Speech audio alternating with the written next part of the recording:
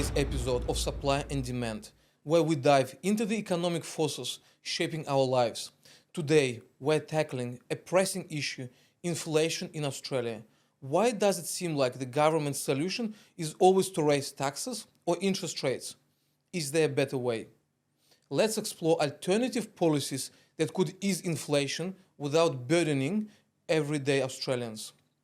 Inflation occurs when prices of goods and services rise, decreasing the purchasing power of money. In Australia, inflation has been driven primarily by surging energy and oil prices, which affect almost every sector, especially food production, transport, and essential services. But how does the government respond? Typically by raising interest rates or increasing taxes. These moves slow down consumer spending and borrowing, cooling the economy. However, this approach directly impacts everyday Australians, making mortgages, groceries, and fuel even more expensive. Let's break down the current system. Raising interest rates makes loan and mortgages costlier, which discourages spending. Increasing taxes means Australians have less disposable income.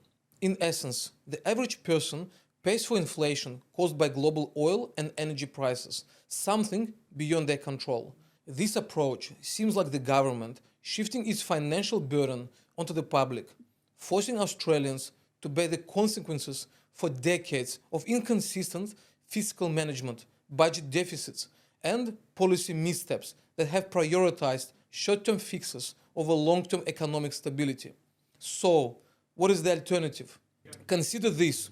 Instead of taxing the public, focus on Australia's largest corporations, particularly energy and oil giants like Woodside Energy, Santos, and major mining companies such as BHP and Rio Tinto.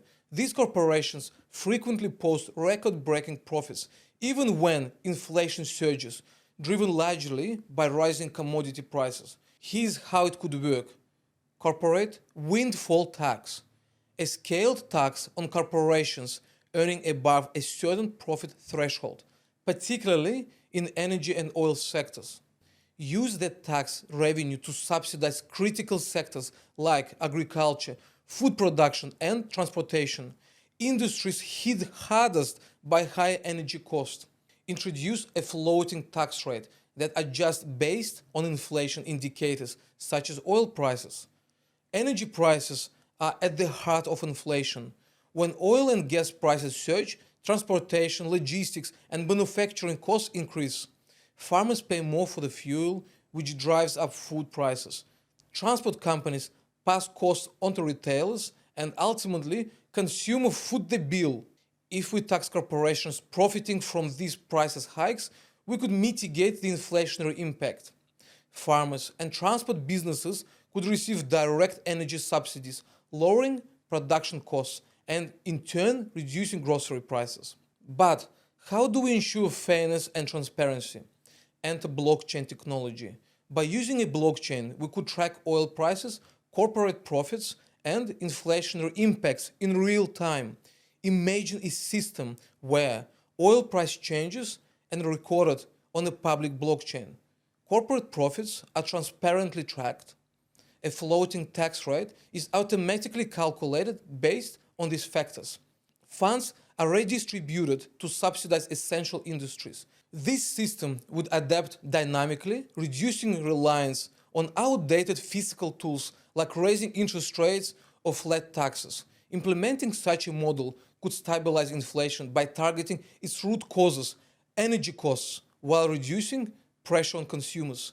Taxing corporations proportionally to their inflation-driven profits would also encourage responsible pricing, possibly deterring price gouging. Meanwhile, targeted subsidies would ensure essential goods remain affordable, helping lower-income Australians who suffer the most from inflation. Inflation isn't inevitable, it is a policy choice. Instead of making Australians pay through high interest rates and taxes, we could adopt a fair approach, one that targets the real drivers of inflation, corporate profits from essential resources. What do you think? Is it time for a new economic model that prioritizes people over profits? Share your thoughts in the comments and let's keep this important conversation going. Thanks for listening to Supply and Demand. Stay informed, stay empowered. Until next time.